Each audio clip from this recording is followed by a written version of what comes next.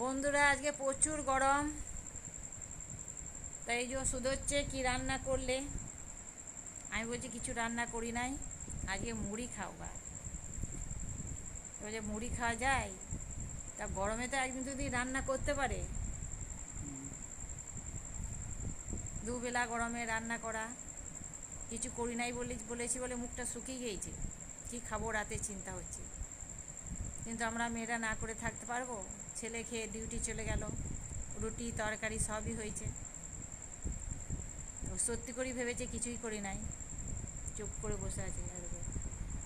রান্না করেছি চিন্তা নাই, চলো খেতে দিই গা।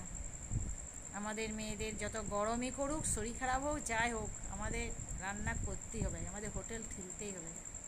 না করলেই সব না খেয়েই, না খেতে কী করবে, না খেয়ে মুড়ি খেতে হবে নাকি, না খেয়ে থাকতে হবে। Good night, tata. আমরা এরপর খেতে চললাম, এখন বাজছে 10টার কাছাকাছি। শুভরাত্রি।